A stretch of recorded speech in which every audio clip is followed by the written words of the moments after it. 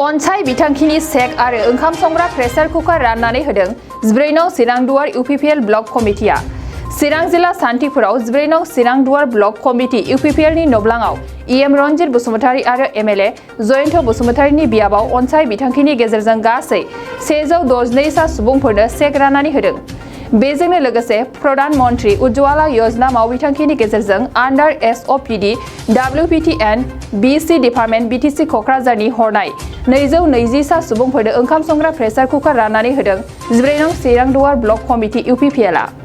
मख'जाथावदि बे हाबाफारियाव बाहागो लादों चिरां जिल्ला इउपिपिएल आफादनि नेहाथारि अमरसिं ब्रह्म, चिरां जिल्ला इउपिपिएल ब्लकनि आफादगिरि बिरदाव मुसाहारि, इएम रनजित बसुमतारी, पिए प्रनय मुसाहारि, बेजों लोगोसे गोबां गुन गोनां आलासिफोर।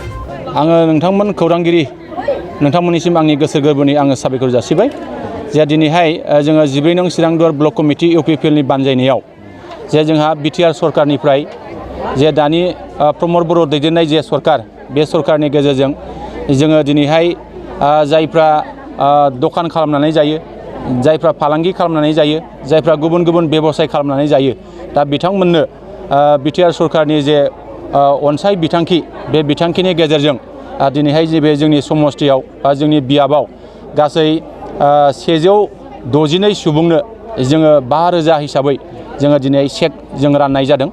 आरो जोङो आसा खालामो बे सेक राननायनि गेजेरजों जायफ्रा दिनै मोनबाय, बे मोनगिरि बिथांमोनहा जे मोजां खामानियाव बाहायगोन बेखौ जोङो मिजिं खालामो। लोगोसेयैनो दिनैनि हाबाफारिनि गेजेरजों जोंहा बिटिआर सरकारनि जे एसअपिडि एन्ड डब्लिउबिटि एन्ड बिसि डिपार्टमेन्टनिफ्राय प्रधान मन्त्री उज्ज्वला योजना स्किम, बेनि गेजेरजों जोङो प्रेसार कुकार जोङो राननो हादों। बे जोंनि समस्तियाव गासै 220टा जोङो प्रेसार कुकार जोङो राननानै होनो हादों। जायफ्रा उज्ज्वला गेस मोननानै दङ, बै उज्ज्वला गेस मोनग्रा बिथांमोननो नैबे दानि जोङो प्रेसार कुकार बेखौ जोङो राननाय जादों।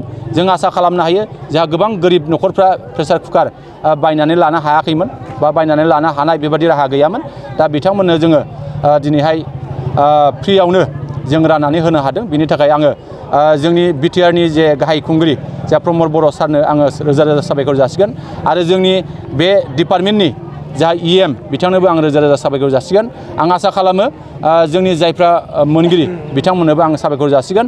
आरो जोंनि नैबे हाबाफारियाव जा चिरां जिल्ला इउपिपिएलनि गाहाय नेहाथारि अमरसिं ब्रह्म बिथाङाबो बाहाय बाहागो लादों, आं बिथांनोबो साबायखर जासिबाय।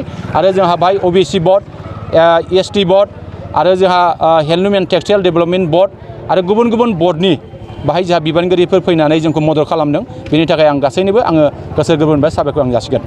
नाथाय आदा दिनैसिमबो माखासे मानसिफ्रा गोदान सरकार जानायनि उनाव जेबो जौगानाय खामानि मावाखै जे बुंबाय थादों, बेनि सायाव बेबायदि माने जामारदों नामा, मा बुंनो सानो? जोंनि माखासे अपोजिसन दैदेनगिरिफ्रा जोंखौ बेबादि बाहाना खालामनो नाजानायखौ जों नुदों। नाथाय जों बुंगोन दासिमाव जोंनि इउपिपिएल सरकारनि जे बैसो, बे बैसोआ 1 बोसोर 6 दाननि एसेल' बारा जादों।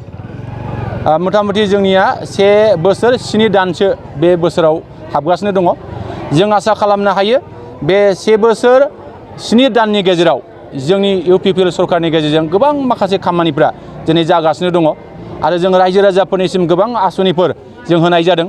जे जा chief minister relief fund, सुरित fund, गियान सोरां बिथांखि, अनसाय बिथांखि आरो गोबां माखासे मुवा बेसाद बेबादि जोङो सरकारनि गेजेरजों जों राननाय जादों। आरो जोंहा बिसिडिसिनि जे एजेन्सि हिसाबै जोंहा गोबां जौगानाय लामा, बान्दो, दंग' बायदि बायदि लुनाय बे खामानिया निसय सोलिगासिनो दङ।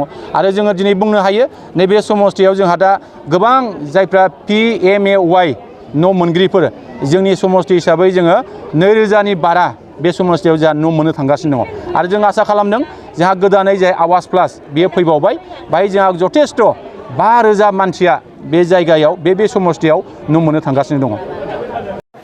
जों 5,000 मोनबाय, ओमफ्राय जोंखौ सहाय होबाय आरो दा गोजोननाय मोनबाय, बयबो मोनबाय, दा सहाय मोनजाबाय बयबो। लासै लासैनो जोंबो मोनलांजोबगोन बयबो लासै लासैनो।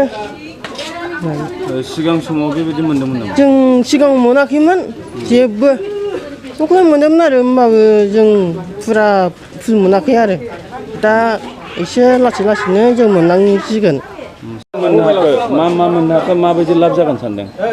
जा मोनदों बेखौनो आं गोजोननाय मोनदों। माथो मोनबावनो, जेखौ मोनदावदों बे लासैनो मोनलांबाय थाथों आं नोंसिनि माबाखौनो गोजोननाय मोनबाय ना। नोंथांनाव हान्थु सिं गोदोना आखाइनि आसि सिंस्रि दाफोना सानाय आफादावदै सानाय आथिं मिजुनाय सानाय खर' जरा सानाय आथिं फारनैबो बोलो मोनै जानजि सानानै आथिङाव साहैनाय जायखिजाया गोजामनिफ्राय गोजाम सानाय जादोंब्ला नोंथांमोना जिंगासिनो नांला।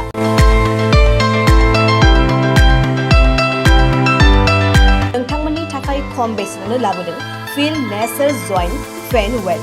बे थाव मालिसखौ फुनोब्लानो नोंथांनि गासै सानाय जेंनाया खारगोन। अब्ला मानोथो गोबाव खालामखो?